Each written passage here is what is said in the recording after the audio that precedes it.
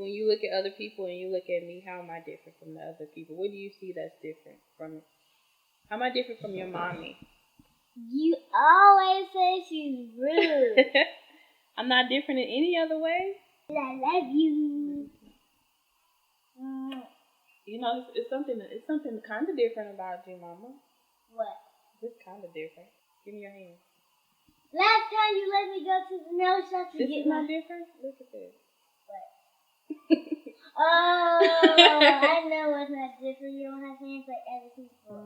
I knew I was different. I didn't realize how my difference would impact my life, that I would have to make adjustments, that there would probably be some things that I wouldn't be able to do, or early I had to figure out if I want, how to create things. I had to be very quick on my feet. I had to be very innovative. If I wanted to do something, I had to figure out a way to do it instead of people want to, it was the smallest things I had to create a plan to do. And my mom, she did want me to be very independent, so she didn't, handicap me. We created ways to get things done.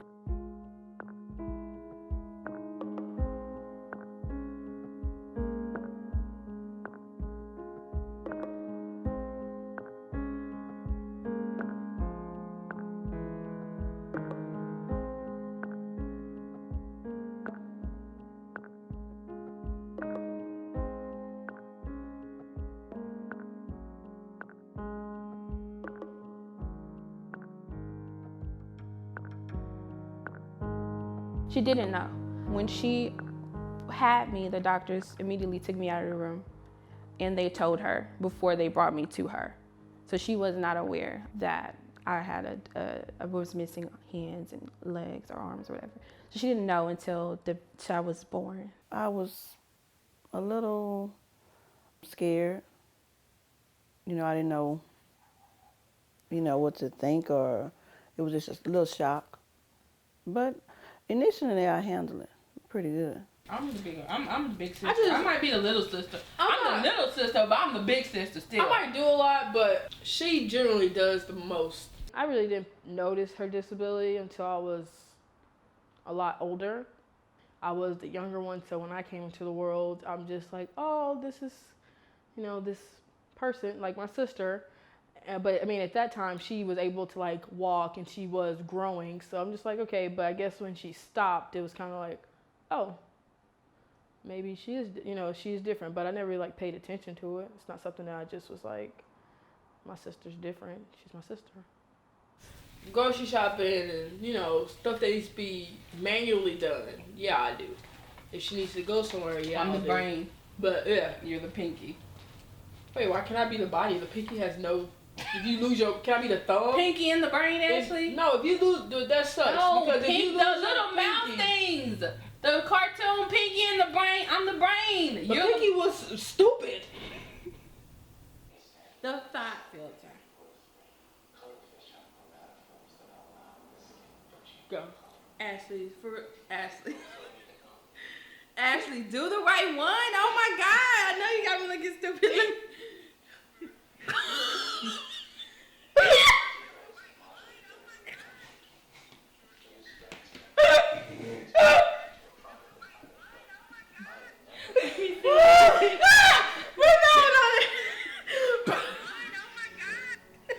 Her starting school, that was a fear.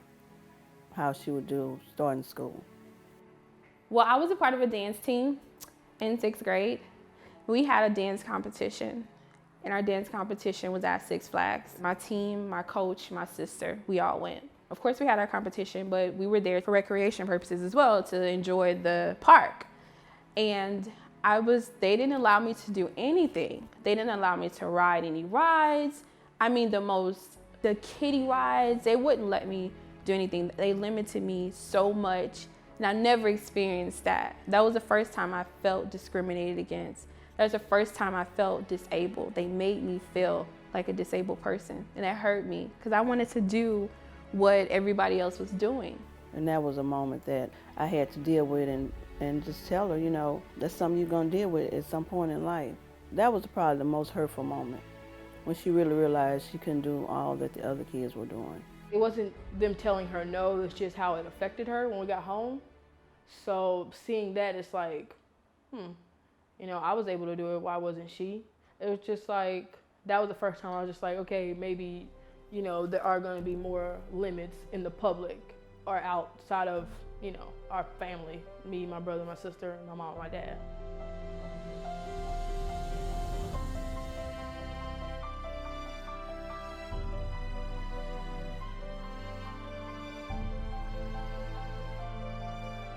At first, I was kind of shy, you know, people staring. But like I say, I took it on. I knew that I had to be strong and that I couldn't show that fear because it would come off on her.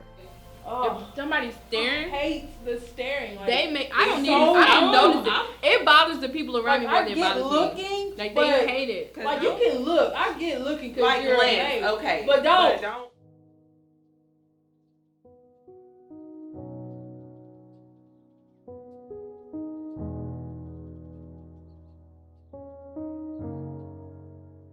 If you're gonna stare, at least talk to her. That's my thing. Like, don't stare and just stare like she's some type of animal in you know, something. Like, talk to her. I mean, I used to tell little kids, like, I chopped their arms off so they just would, like, run away. Like, I would tell them really harsh stories. Because I'm like, if you're gonna stare, I might as well just make it interesting. Chas was like, you know, you shouldn't do that. They're kids, whatever. But when they stare, I'm just like, I kind of stare back, but you know, if it doesn't affect her, I shouldn't really bother it, but it's very annoying. For one, that's what my mom is. She's always made it a point to just make me feel like a normal girl. Girls do that. Girls want to look cute. Girls want to dress up.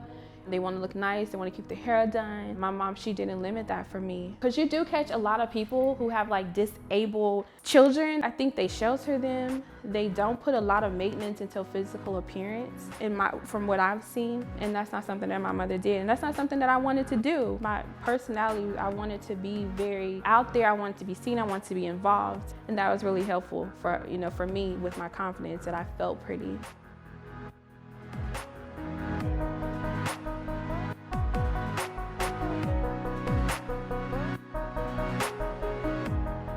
How do you know her? I don't know her. I just work here.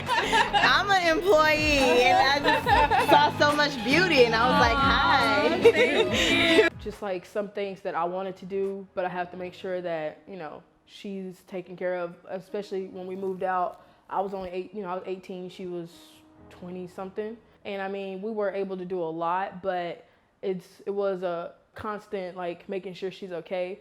But at the same time, I mean, she's my sister, so I do have to protect her. In my earlier years of being naive or whatever, it was kind of like, oh my gosh, you know, I just want to get up and go. But it wasn't like anything that I just hold harm towards her or anything like that.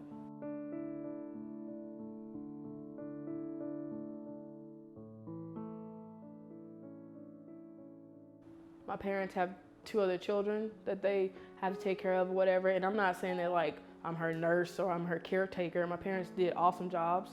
I was just there to assist, but I don't feel like I feel like a need to do it. It's just, she's my sister. If you're not gonna trust your family, who are you gonna trust? You're the head, I'm the body.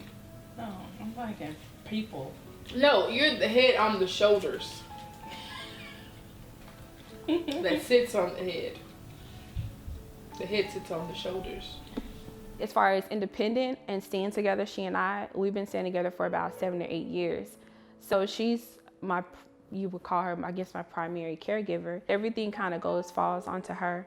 I do get concerned if, you know, she puts me before her, or maybe she'll not do something, or if she's doing too much for me. And I don't ever want her to feel like she has to create a life around me. I always want her to feel like if she wanted to do something and it didn't involve Chassidy, that Chassidy would be okay. I feel she wants to do more with me and her than I want to.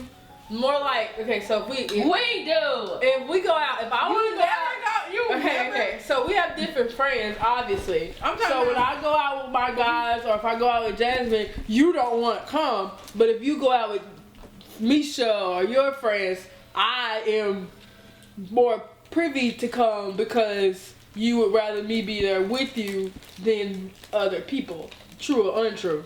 So I can ditch Yeah. and come home. She can't just, that's why she want me to come, because I have the ability, I can just, if I don't want to be around them no more, I can just leave my friends. If she don't, she can't just leave because they more likely brought her or something of that nature. So it's more, you know, I'm more likely to. I like being around you. Yeah, we're going to talk about that later. I mean, I like, Sometimes you gotta break up, all the time. You ask me on dates all the time. Oh my God, turn sometimes you got to break up, turn though. off the camera. She's not being honest. Sometimes you got to You break ask up. me on dates all the time. You But call you me never want to go anywhere I You want want to to go to go. the movies? You want to go out to eat? You always trying to ask I me don't on have any dates. friends here. All my friends are married and You like men. going out with me. I'm just proud of her as a woman, her intelligence and strength. I feed off of that myself. When something difficult is going on, she's like a little intercessor to me. You know, I'll go to Chaz because I feed from her strength. Whatever situation is brought on, she deals with it. And she never, you know, I never see her panic. Her willingness to like not give up, or if she does have a boundary in front of her that she can't get past, she is okay to say, okay, I need, you know, her willingness to try it and not just be like, I'm not, you know, Ashley, come do this. I guess that's more motivating, that I can actually be able to do it too. Who pushed me? My mother and my father. She let me do what I wanted to do. We had trial and error. She gonna do this? Okay, that didn't work for her. You know, you keep it moving. And she just built that type of attitude within me. I want people to see me whole. You know, I want you to not look past my disability. I want you to see it, but I don't want you to stop there.